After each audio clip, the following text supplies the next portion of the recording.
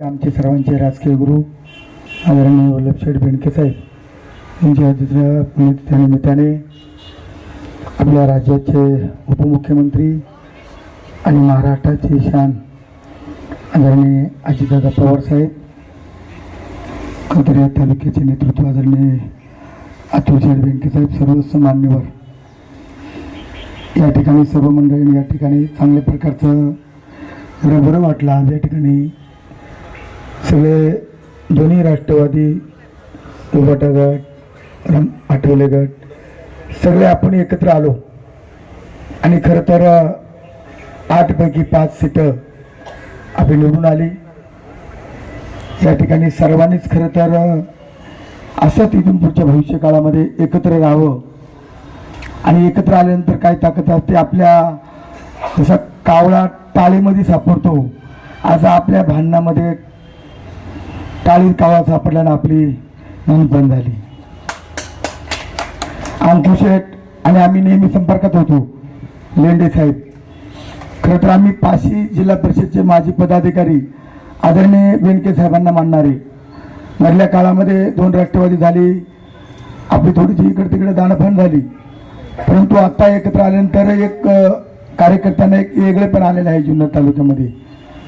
मी खरं तर अधिक काही बोलणार नाही, पण निश्चितपणे मावळपट्ट्यामध्ये अंकुशेठ असेल, मी असेल, आमच्या मावळातले सगळे कार्यकर्ते असतील, सगळ्यांनी एकत्र येऊन आम्ही फॉर्म भरले. त्याची सांगितलं होतं का पश्चिम भागातली दोन्ही सीट आम्ही सगळे कार्यकर्ते एकत्र येऊन ते निश्चितपणे 6 ते 6 येतील.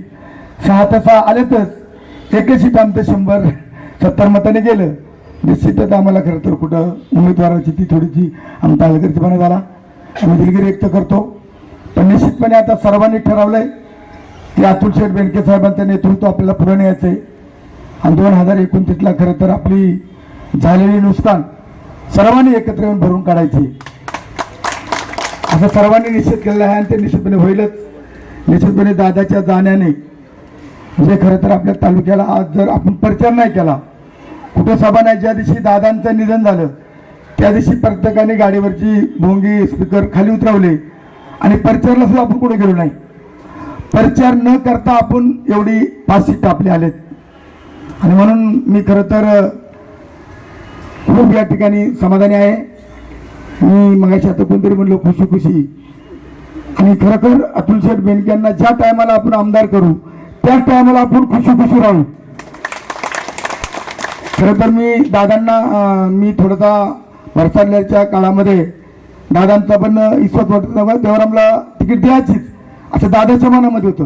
म्हणजे देवराम, हे बघ तुला मी आता परत शेवटची संधी, तुझ्या सुनबाईला तिकीट देतो, पण परत घेराने केला ना त्या पॅकेट लाच घाली. दादानी मला सुनावलं होतं, पण तू काळजी करू नको म्हटला. देवराम, मला माहिती आहे तू निवडून आणणाऱ्या सीट पश्चिम पट्ट्याचा वाघ आहे, तू पुणे जिल्ह्यामध्ये आदिवासी समाजाचं नेतृत्व करतोय, देवराम काही पण करू शकतो. हे दादानी मान्य केलं आणि दादानी मला सांगितलं होतं की मी दादाला म्हटलं होतं, दादा मी खरं हे सगळे जरी राष्ट्रवादी सोडून गेले, राष्ट्रवादीचे कोण पळकुटे गेले त्यांचं नाव नाही घेत मी, पण त्यांनी असं निवेदन दिलं दादाकडं की बाबा देवराम लांड्यांना जर पक्षात घेतलं, त्यांना तिकीट दिली तर आम्ही सगळेजण पक्ष सोडणार आहेत. तर दादांना बी तसं वाटायचं कधी कधी, पण अतुलशेठ बेनके साहेबांचा विश्वास होता. दादांना पण माहीत होतं, अतुलशेठला पण माहीत होतं की देवराम हा एक लढाऊ पैलवान आहे. आणि मी त्या टायमाला दादांची 3 मिनिटं बोललो होतो. मला दादा ज्या टायमाला माझे दोन्ही आदिवासी गट निवडून येतील त्या टायमाला मात्र मी कपडे काढून तेल लावलेला पैलवान पण फुटतील, हा शब्द मी दादांना दिला होता आणि तो शब्द मी पूर्ण केला. मग अशी खरं तर मोहित भाऊनी त्या ठिकाणी आपल्याला तुषार भाऊनी सांगितला, एका डोळ्यामध्ये आपले अश्रू आहे आणि एका डोळ्यामध्ये हसरू आहे, असं त्यांचं खरं आहे खरं तर या ठिकाणी. आणि म्हणून मी माझ्यावर जी टीका टिप्पणी झाली, आदिवासी भागातले सगळे कार्यकर्ते सगळे एकत्र आले, सगळे पक्ष एकत्र आले, त्यांचा एकच निर्णय होता, काही झालं तरी वादळाला यायला पाडायचं. अशा खूप मिटिंगा झाल्या, सगळे एकत्र आले, मी एकटाच होतो. आणि म्हणून मी ती माझी जिद्द होती. कार्यकर्ते मित्रांनो, मी खरं तर मी स्वतः बरेच पैलवान आहे, म्हणजे मी काय कपडे काढून दंड ठोकले, मी काय तामसगिरी नाही. मी ज्या टायमाला शिवजयंतीच्या आखाड्यामध्ये कुस्ती करायचं ना, वल्लभशेठ बेनके साहेबांनी मला घेरलं, म्हटलं कुठलं पोरग आहे, केवढीचं पोरग आहे म्हटले. मला त्या टायमाला बेनके साहेबांनी आणि काळे साहेबांनी, शिवाजीराव काळे साहेब शिवजयंतीच्या आखाड्यामध्ये संजयराव मला बक्षीस दिली त्या टायमाला त्यांनी त्या काळात शिवजयंतीच्या आखाड्यामध्ये देऊचा बोर्ग मी पाडला होता. 1 नंबरचा मी पैलवान होतो आणि मला पैलवान म्हणून मला बेनके साहेबांनी आणि काळे साहेबांनी मला राजकारणात आणलं. राजकारणात आणल्याबरोबर माझ्यासारखा एक माणूस बैलंके जाणारा माणूस डोंगरावरती गुरावळणारा माणूस जिल्हा परिषद अध्यक्ष केला. याच्यामध्ये मी खरं तर पैलवान म्हणून मी त्याची दंड टोपटलं. ज्या दिवशी मी दंड टोपली होतो ना माझ्या विरोधक मावळातले असे काने काने खाली मान घालून पळून गेले. तर बघा तुझा हात दंड कसा टोपतो. मी अगोदरच आल्या दिवशी मी जाम शिवला होता पण मी नेत्याची परवानगी घेतली होती अतुल शेट्टी. मला शेट मला उद्या तेल लावलेला पैलवान मला दंड ठोकायची ते म्हणजे चालेल मी स्वतः पैलवान आहे आणि म्हणून मी दंड ठोपटले. अख्ख्या महाराष्ट्राने टीव्हीवरती मीच दिसायचं.